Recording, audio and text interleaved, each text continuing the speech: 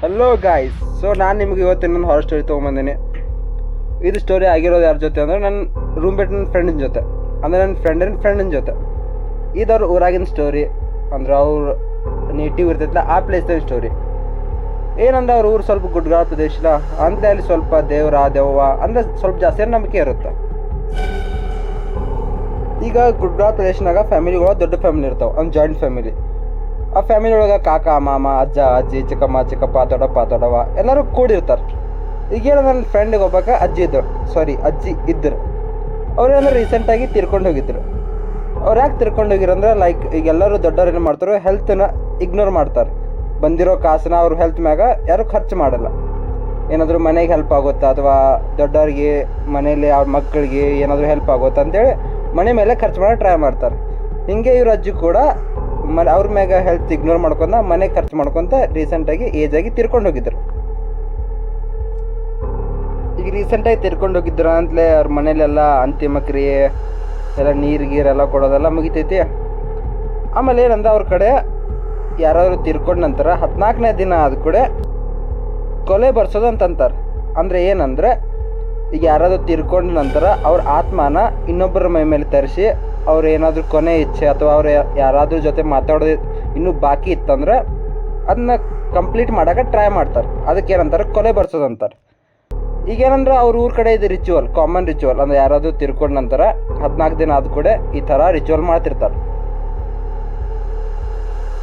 ಇದು ಕ್ರಿಯೆ ಹೆಂಗಂದ್ರೆ ಈಗ ಲೈಕ್ ಯಾರಾದ್ರು ತೀರ್ಕೊಂಡ ನಂತರ ಅವ್ರು ಯಾರು ಪ್ರಿಯ ಇರ್ತಾರಲ್ಲ ಅವ್ರಿಗೆ ತೀರ್ಕೊಂಡವ್ರಿಗೆ ಅವ್ರ ಮೇಲೆ ಇದು ಆತ್ಮ ಬರುತ್ತೆ. ಅಥವಾ ನಿಮ್ಗೆ ಯಾರಾದರೂ ಬೇಕಾಗಿತ್ತಂದ್ರೆ ಅವ್ರನ್ನ ಕರೆಸಿ ಮಾತಾಡೋದಿತ್ತಂದ್ರೆ ಅವ್ರ ಮ್ಯಾಗ ತರಿಸ್ತಾರೆ.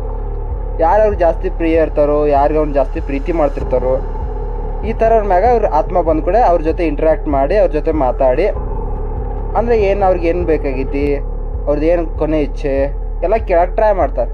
ಹಿಂಗೆ ಮಾಡಿ ಕಂಪ್ಲೀಟ್ ಮಾಡ್ಕೋದೆ ಈ ರಿಚುವಲ್ ಕಂಪ್ಲೀಟ್ ಆಗಿಬಿಡ್ತೈತಿ. ಈಗ ಅಜ್ಜಿ ತೀರೋ 14 ದಿನ ಆಯಿತು. ಅದಕ್ಕೆ ಮನೆಯವರೆಲ್ಲ ಕೂಡಿ ಊರವರೆಲ್ಲ ಕೂಡಿ ಭಟ್ಟನ ಕರೆಸ್ತಾರೆ.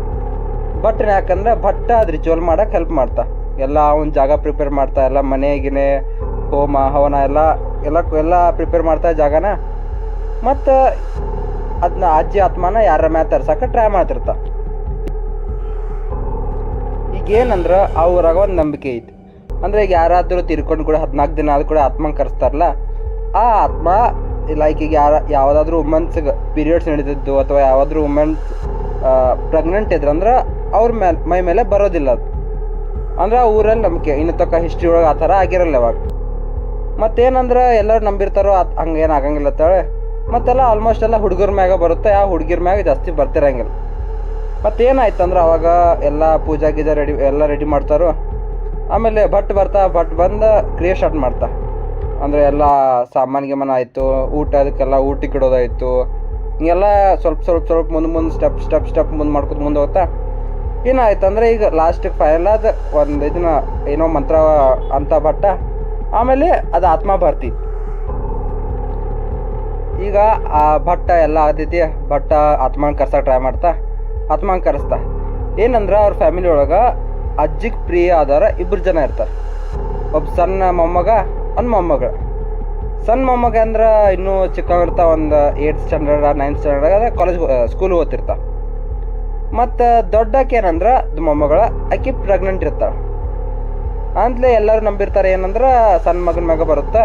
ಅಂದರೆ ಸಣ್ಣ ಮಗಂಗೆ ಎಲ್ಲರೂ ಪ್ರಿಪೇರ್ ಮಾಡ್ತಿರ್ತಾರೋ. ಅಂದ್ರೆ ಗೊತ್ತಿದ್ದು ಕೂಡ ಯಾರು ಇದನ್ನು ಮಾಡ್ತಾರೆ, ಸುಮ್ಮನೆ ಇರ್ತಾರೋ ಅಂತ. ಏನಾದರೂ ಊಟ ಗೀಟ ಆಯಿತು, ಅವ್ನಿಗೆ ಸ್ವಲ್ಪ ಜಾಸ್ತಿ ರಾಜನ ಥರ ಟ್ರೀಟ್ ಮಾಡ್ತಿರ್ತಾರೋ ಆ ಟೈಮ್ದಾಗ.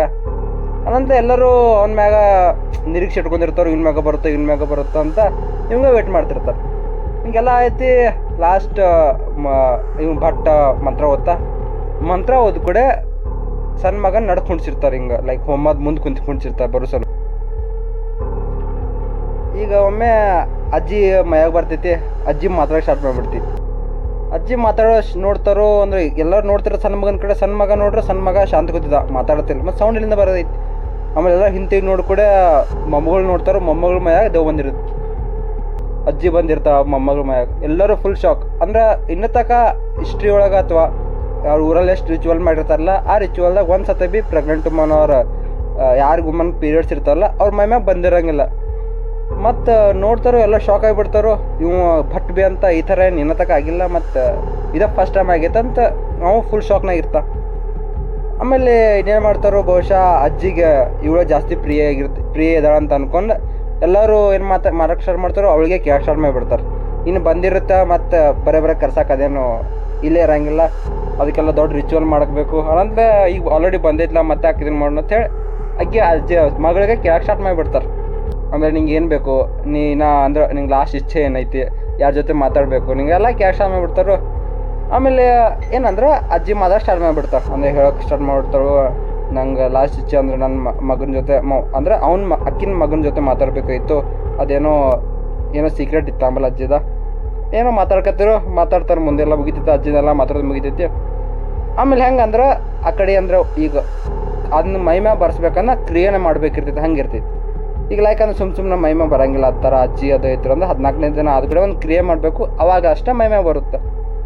ಮತ್ತು ಹಿಂಗಾದೈತಿ, ಎಲ್ಲ ಆದೈತಿ, ಎಲ್ಲ ಡಿಸ್ಕಷನ್ ಎಲ್ಲ ಮುಗಿತೈತಿ ಮನೆಗಿಂದೆಲ್ಲ. ಆಮೇಲೆ ಅಜ್ಜಿಗೆ ಏನು ಬೇಕೆಲ್ಲ ಕೇಳ್ತಾರೋ, ಮನೆಯವ್ರ ಎಲ್ಲ ಪೂರೈಸ್ತಾರೆ, ಇಲ್ಲ ಆಸೆ ಇಚ್ಛೆ ಎಲ್ಲ ಪೂರೈಸ್ತಾರೆ, ಮುಗಿತೈತೆಲ್ಲ, ಅದೆಲ್ಲ ಕ್ರಿಯೆ ಮುಗಿತೈತಿ. ಲಾಸ್ಟ್ ಎಲ್ಲ ಆದ ಕಡೆ ಅಜ್ಜಿ ಮೈಯಿಂದ ಹೋಗ್ಬಿಡ್ತಾಳೆ. ಈಗ ನಾ ಏನು ಹೇಳ್ತಂದ್ರೆ, ಈಗ ಒಂದು ಲೈಕ್ ಆತ್ಮ ಮೈಮ ತರಿಸ್ಬೇಕಂದ್ರೆ ಅದಕ್ಕೊಂದು ಕ್ರಿಯೆ ಇರ್ತೈತಿ. ಆ ಕ್ರಿಯೆ ಮಾಡಿದ ನಂತರನ ಅಷ್ಟೇ ಆತ್ಮ ಮೈಮ್ಯಾಗ ಬರುತ್ತೆ. ಈಗ ಆಲ್ರೆಡಿ ಆ ಕ್ರಿಯೆ ಮಾಡಿರ್ತಾರೋ, ಅಜ್ಜಿ ಆತ್ಮ ಬಂದ ಮೈಮ್ಯಾಗಿಂದ ಹೋಗಿರ್ತೈತಿ, ಆಲ್ರೆಡಿ ಅವಳಿಗೆ ಏನು ಬೇಕೆಲ್ಲ ಕೇಳ್ಕೊಂಡು ಎಲ್ಲ ಮುಗಿದಿರ್ತೈತಿ. ಆಮೇಲೆ ಒಂದು 4 ದಿನ ಒಂದಿಷ್ಟು ಜನ ಮನೇಲಿ ಶಾಂತಿ, ಎಲ್ಲ ಮನೇಲಿ ಖುಷಿಯಾಗಿ ಓಡಾಡ್ತಿರ್ತಾರೆ. ಆಮೇಲೆ ಒಂದು 3-4 ದಿನ ಆದ ನಂತರ ಒಮ್ಮೆಲೆ ಅಚಾನಕ್ಕಾಗಿ ಮೊಮ್ಮಗಳ ಮ್ಯಾಗ ಮತ್ತೆ ಅಜ್ಜಿ ಆತ್ಮ ಬರುತ್ತೆ. ಈಗ ಒಮ್ಮೆ ಅಚಾನಕ ಬಂದ ಕೂಡ ಮನೆಗೆ ಆ ಸಿಚುವೇಶನ್ ಹೆಂಗೆ ಹ್ಯಾಂಡಲ್ ಮಾಡೋದು ಗೊತ್ತಾಗಿಲ್ಲ. ಎಲ್ಲ ಊರ ಮನೆ ದೊಡ್ಡವ್ರನ್ನ ಕರೆಸ್ತಾರೆ, ದೊಡ್ಡವ್ರನ್ನ ಕರೆಸಿ ಕೂಡ ದೊಡ್ಡವ್ರು ಸೇರಿ ಆ ಸಿಚುವೇಶನ್ ಹಂಗೆ ಹ್ಯಾಂಡಲ್ ಮಾಡ್ತಾರೆ. ಮತ್ತು ಯಾರಿಗೆ ಗೊತ್ತಾಗಿಲ್ಲ ಇದು ಅಚಾನಕ್ಕಾಗಿ ಯಾಕೆ ಬಂತು, ಈ ಥರ ಯಾಕೆ ಅಂದ್ರೆ ಇನ್ನು ರಿಚುವಲ್ಲ ಮಾಡಿಲ್ಲ, ಮತ್ತು ಈ ಥರ ಯಾಕೆ ಅಜ್ಜಿ ಮೈಯಾಗ ಬಂದಿರುತ್ತೆ ಯಾರಿಗೆ ಗೊತ್ತಾಗಲಿಲ್ಲ. ಎಲ್ಲರೂ ಏನು ಮಾಡ್ತಾರೋ, ಬಹುಶಃ ಏನೋ ನಾರ್ಮಲ್ಲ ಹಂಗೆ ಹಿಂಗೆ ಅಂತೇಳಿ ಬಿಟ್ಬಿಡ್ತಾರೆ, ಇಗ್ನೋರ್ ಮಾಡಿಬಿಡ್ತಾರೆ ಹಂಗೆ. ಆಮೇಲೆ ಇಂತಿಷ್ಟು ದಿನ ಸ್ವಲ್ಪ ಹಂಗೆ ಮತ್ತೆ ಹಂಗೆ ಶಾಂತಿ ಇರ್ತೈತಿ. ಆಮೇಲೆ ಮತ್ತೆ ಒಂದು 4-5 ದಿನ ಕೂಡ ಮತ್ತೆ ಅಜ್ಜಿ ಮೈಮ್ಯಾಗ ಬರ್ತಾರೆ. ಅವಾಗ ಊರ ಮಂದಿಗೆಲ್ಲ ಡೌಟ್ ಬಂದ್ಬಿಡುತ್ತೆ.